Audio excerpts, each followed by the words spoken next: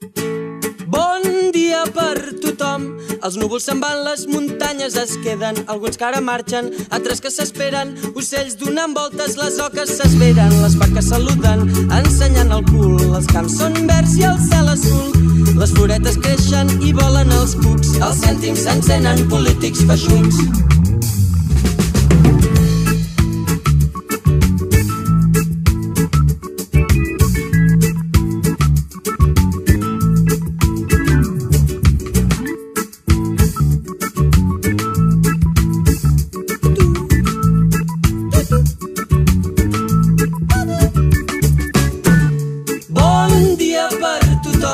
Per al que treballa, per al que no calla, la gent que no falla, la gent que pateix, la gent que m'aguanta, la gent que rendeix. Per al que plora, per al que riu, també el que sent que vol ser viu.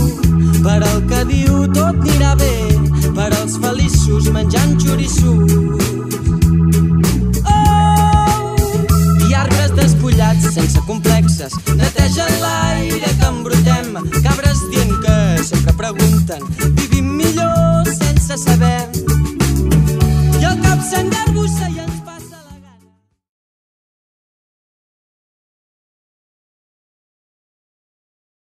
Típicos diplomáticos que solo servían para brindar con cava y salir en la página social del diario de turno. Bueno, ya no es así.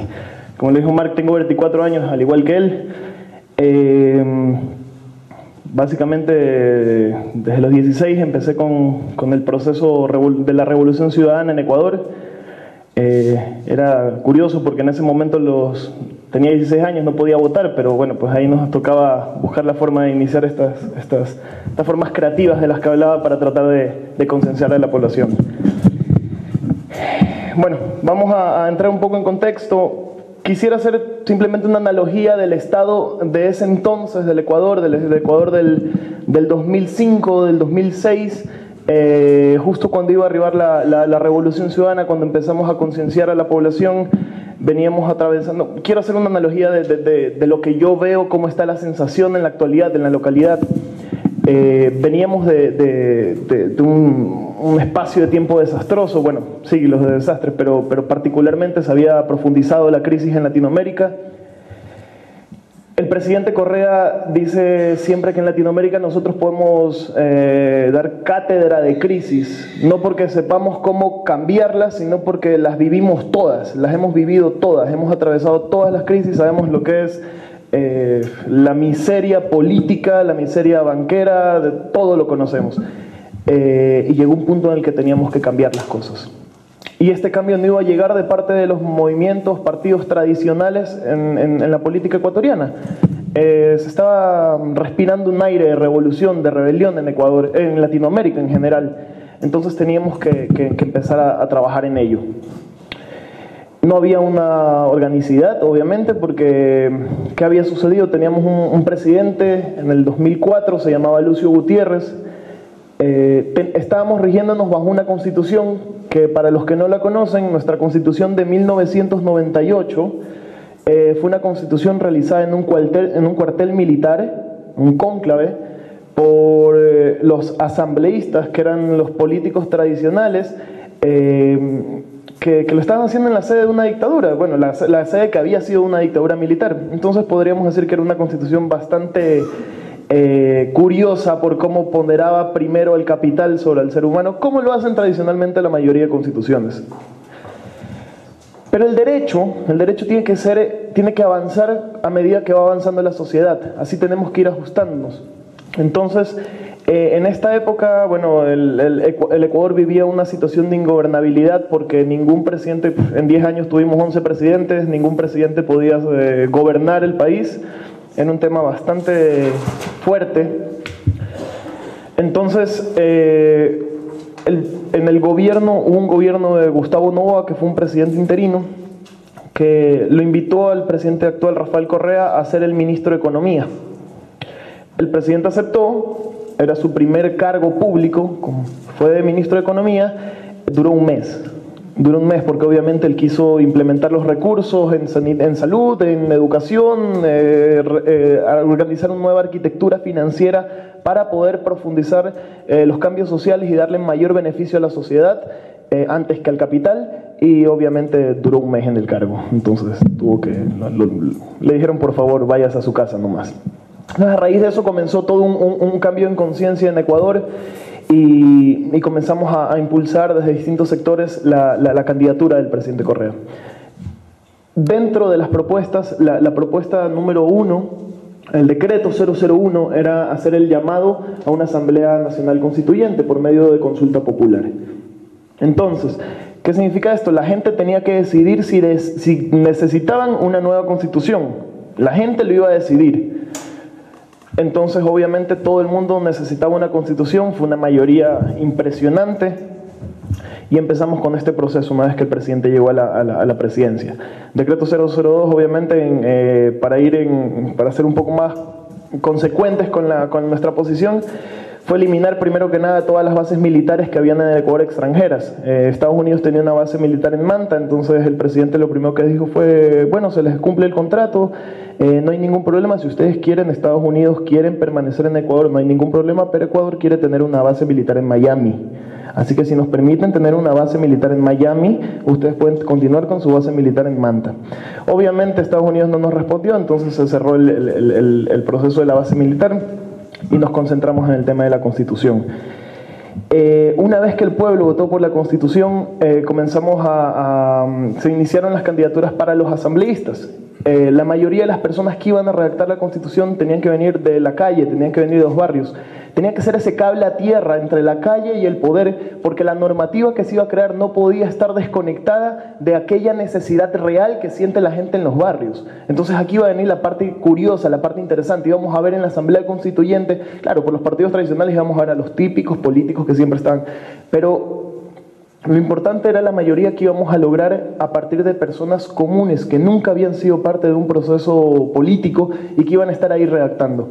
La Asamblea Constituyente se instaló en una ciudad en particular en Ecuador, en Montecristi, y estuvo abierta para poder recibir a toda la ciudadanía que quisiera presentar un proyecto. Se dividieron las mesas de acuerdo al área laboral, de acuerdo a los derechos fundamentales, medio ambiente, en fin, todo lo que pudiera agrupar una constitución. Se dividieron las mesas temáticas con sus respectivos asambleístas y comenzaron a receptar las propuestas de la población. Entonces digamos, bueno, hoy día desde Manlleu vamos a sacar aquí un manifiesto que consideramos que la Constitución debe otorgar este tipo de artículos, debe contemplar este tipo de artículos, y los presentamos en la Asamblea Constituyente. Entonces nos recibían, hacíamos la explicación de por qué tenía que llevar este artículo, y luego iba a debate para establecerse en la Constitución final. Yo me acuerdo que con 16 años lo que empezamos a articular era que queríamos tener un capítulo de jóvenes en la Constitución. Creíamos que y aquí viene el tema de analogía que hablaba con Marc, en Ecuador se vivía, en la juventud ecuatoriana, se vivía la sensación similar a la que tenemos en el mundo actualmente. Es ese desprecio hacia la política. La política se entendía en un sentido peyorativo. El político es malo, el político es ladrón, el político es porque es a lo que nos acostumbraron. Históricamente es lo que nos acostumbraron, y ese es el cassette que teníamos en la cabeza. Entonces, ningún joven se quería involucrar, y teníamos que empezar a buscar métodos alternativos para poder concienciar a la población. Le contaba a Marc de la forma en la que nosotros llegábamos a la gente, sin formar parte de ningún método orgánico. Lo que nosotros hacíamos, nos reuníamos con 6 amigos y escribíamos en una hoja de papel a cuadros, la hoja de cuaderno, escribíamos por qué una nueva constitución frente a un cambio de época. Entonces teníamos que darle la vuelta a la tortilla y éramos nosotros los que íbamos a empezar a gobernar. Entonces ahí empezaba el desafío. ¿Cómo llegar a la gente? ¿Cómo hacer que, si bien es cierto, sabemos que el 99% de la población no está conforme con lo que sucede, probablemente el 3% de la población sean los que se pronuncien, ¿ya? Y el resto que se queda callado es precisamente los que permiten por omisión que las cosas se den. Entonces necesitamos que ese 98% restante, 96% restante, sean los que se involucren. ¿Cómo lo tenemos que hacer? Teníamos que incentivar.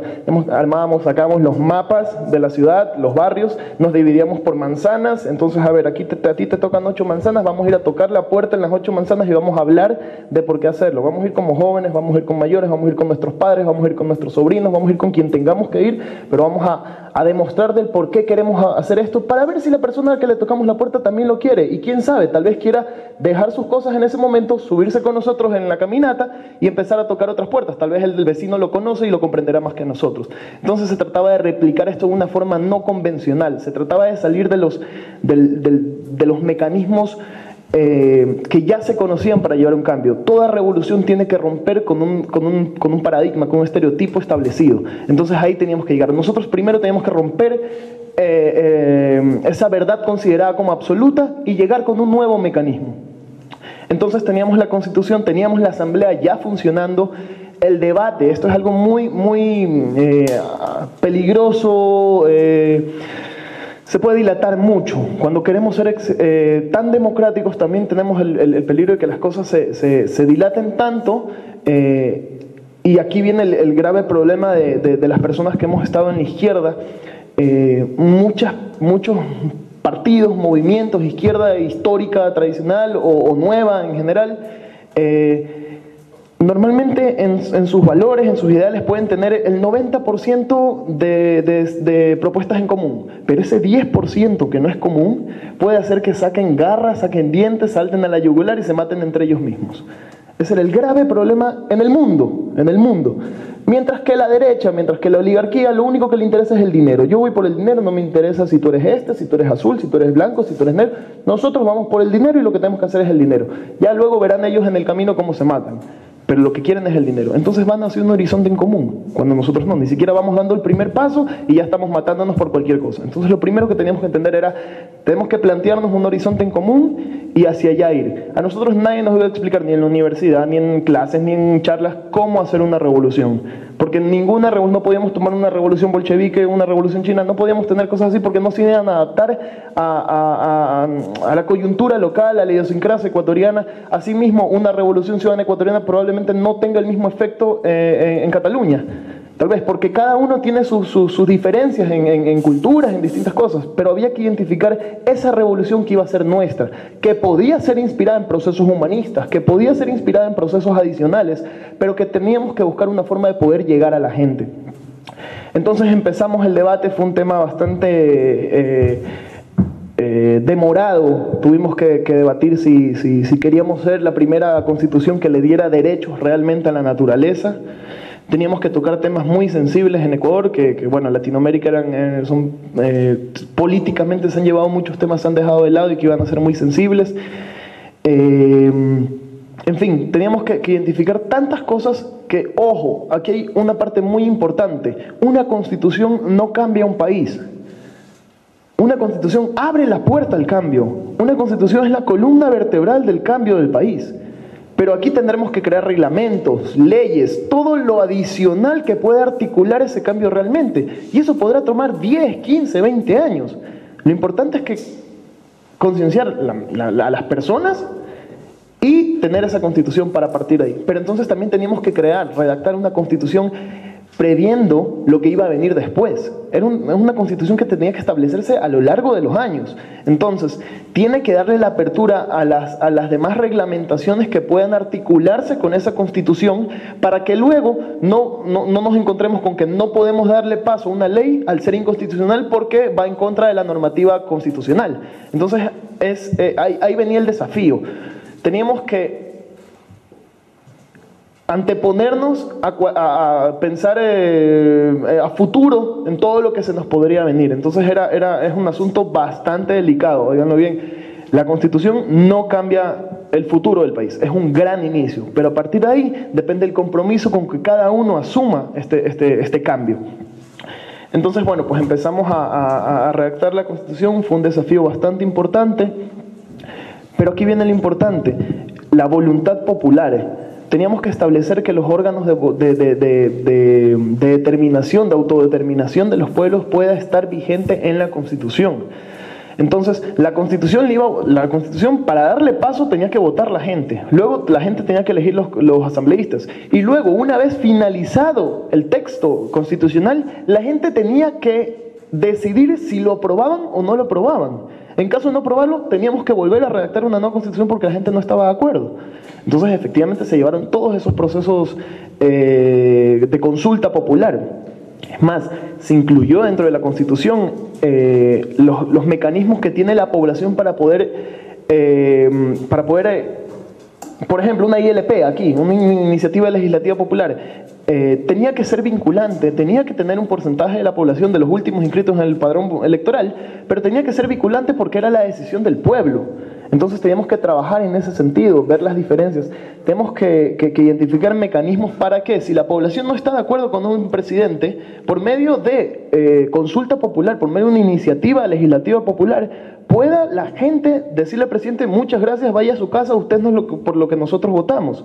¿Verdad? Entonces todo ese tipo de cosas están contemplados en la Constitución, que nos llamaron demagogos porque era la Constitución más larga de la historia en ese momento. Eran 444 artículos cuando estaban acostumbrados a 30 artículos por Constitución. Aquí viene un tema muy importante, y es la normativa que ingresa en una Constitución. Normalmente las Constituciones mantienen artículos generales, y luego las leyes accesorias, los reglamentos, son los que van a entrar a normar el proceso práctico de la normativa. Pero hay algo muy importante, y es que en derechos fundamentales tú no puedes dejar algo general en una normativa de esta índole. ¿Por qué? Porque en esos vacíos legales es donde se someten los atropellos. Cuando uno crea una normativa legal muy general, luego el legislador o la persona que vaya a redactar una norma accesoria, ahí es donde puede crear la trampa. Echa la ley, echa la trampa. Entonces siempre van a crear una trampa en la cual se pueda atropellar a las personas. Entonces ahí es donde tenemos que empezar. La Constitución va a ser general, sí, pero tiene que detallar explícitamente los derechos de las personas. ¿Y cómo ejecutarlos? Por normativa constitucional. Imagínense que nuestra Constitución, en la transitoria 18ª, si no me equivoco, está escrito que, miren lo importante de esto: no se podrá crear recortes en educación constitucionalmente. Es más, el presupuesto general del Estado tendrá que asignar un incremento del 0.5% de ese presupuesto general del Estado a la educación anualmente. Eso quiere decir que si algún mandatario decide no solo hacer recortes, sino que decide no incrementar el techo, asigné tanto por ciento del presupuesto, asigné un 5% del presupuesto general del Estado para educación, y el siguiente año se me ocurre asignar un 4.5%, me podrían hasta destituir porque estoy yendo en contra de la Constitución. Entonces, es imposible crear recortes en materia educacional, por ejemplo, porque cuando tú recortas educación, no estás, y al año siguiente le vuelves a meter dinero, no es que estás subsanando aquel recorte. Ya tienes una generación perdida, ya tienes gente que no tuvo acceso a educación, ya tienes un problema de fondo. Entonces, todo ese tipo de cosas tratamos de que quedara estipulado. La auditoría de la deuda, nosotros teníamos que determinar que no podíamos primordialmente pagar deuda y que nuestra gente siga muriendo por diarrea. En nuestra Amazonía sucede en muchos casos. Entonces teníamos que identificar estos asuntos. Nosotros éramos un país netamente petrolero. Pero ¿qué sucedía? De cada barril de petróleo que nosotros sacábamos, el 20% que daba para nuestro país, el 80% se lo llevaba la transnacional, y de ese 20% que llegaba a nuestro país, el 10-12% se iba a pago de deuda externa, el restante se perdía entre los bolsillos de los gobernantes, y a la gente no le llegaba nada. Ese era el destino del recurso petrolero. Un país rico en petróleo, y que la gente que vivía sobre ese suelo, que era a veces la más perjudicada por la extracción de aquel recurso, no era beneficiada en absolutamente nada. Es más, era atropellada por tener ese recurso. Era como una maldición de haber nacido sobre mi tierra. Entonces tuvimos que cambiar toda esa arquitectura financiera, tuvimos que determinar que el 80% quedaría para nuestro país, el 20% iría para la empresa de extracción, sea nacional o sea extranjera, y que de ese 80% tenga que ir todo el porcentaje. Tienes que identificar los ingresos del Estado, si es economía fija, si es economía volátil. Entonces teníamos que determinar que ese 80% puede ir dirigido hacia educación, hacia sanidad inamovible. Entonces así podíamos empezar a construir lo que ya a nivel estatal podríamos crear como nuestros principios sanitarios, cosas que probablemente en Europa no llamen mucho la atención porque aquí ya se cuenta con infraestructura, hay muchos beneficios sociales conquistados a lo largo del tiempo, pero que para nosotros no existen. Para nosotros una empleada doméstica podía ganar $30 cuando el sueldo mínimo era 300, no estar afiliada a la seguridad social y que aparte la tengan puertas adentro con 2 horas días de vacaciones a la semana. O sea, eran situaciones reales que suceden en Latinoamérica y nosotros tenemos que empezar de cero, con un Estado totalmente olvidado. Entonces, bueno, a lo que quiero llegar es la importancia del compromiso de cada una de las personas que se involucren en esta Constitución, que no pueden ser por ninguna forma los gobernantes únicamente. Tiene que ser la sociedad civil, tiene que ser la sociedad en su conjunto. La Constitución, conseguir una Constitución es un paso gigante, pero conseguir una Constitución no basta. Es el compromiso de cada uno de ustedes para ser parte de ese cambio social, esa revolución que nosotros llamamos revolución ciudadana porque no necesitábamos armas ni fusiles. Nuestro fusil iban a ser las palabras, nuestro fusil iban a ser las personas queriendo un cambio. En eso radicaba nuestra revolución ciudadana, un proceso que tenemos ya 7 años adelante y que estamos viendo un sinnúmero de cambios. Tenemos una tasa de desempleo del 4.1% en este momento, tenemos un incremento económico, vamos creciendo al 4.8% anual, vamos sobre la media de América Latina. En el 2010 crecimos a un 8, acá aproximadamente un 8%. Se van viendo los réditos de una nueva arquitectura financiera, social, pero que partió aquí, partió en la Constitución. Este es nuestro primer paso para avanzar. La Carta Magna es lo que nos va a permitir avanzar. Y ahí viene la importancia de todo esto.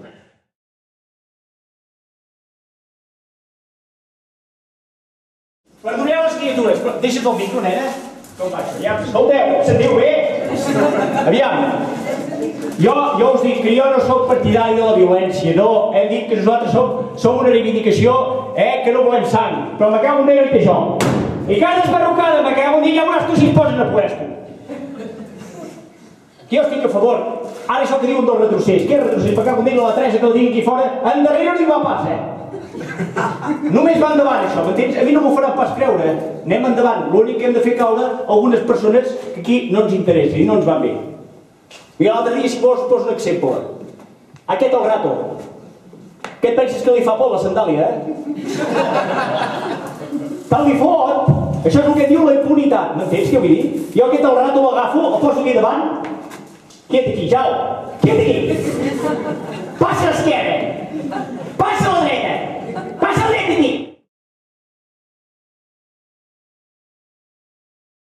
Jo no tinc gens clar, que potser és el que hauríem de dir aquí, I és evident que jo estic bastant d'acord que més que absorbir hem de sumar, que serien dues coses diferents, És molt important. Perquè primer que serà més fàcil i que demostra respecte envers altres maneres, potser amb gent que pensem igual però que tenen un altre tarannà, altres maneres de fer. Si siguem intel·ligents, si el 90% és el mateix, doncs anem cap allà. Ja ho veurem com això. I aquest 10% ja el solucionarem quan tinguem el 90%. Però aquest 10% no sigui l'eina que fa que dividim. I ja està, vol dir, que vols tal cosa, doncs, ei, jo puc aportar això. Hem de canviar una miqueta aquesta idea. Dissolguem el Parlament i comencem a treballar en la Constituent, i aquest és un repte que deia avui, és a dir, que això és treballar, i si nosaltres el volem fer de baix a dalt. Per tant, vol dir taules de debat, discutir, i hem de redactar la Constitució. Per als feliços menjant xoriços. Oh! I que ens vagi bo!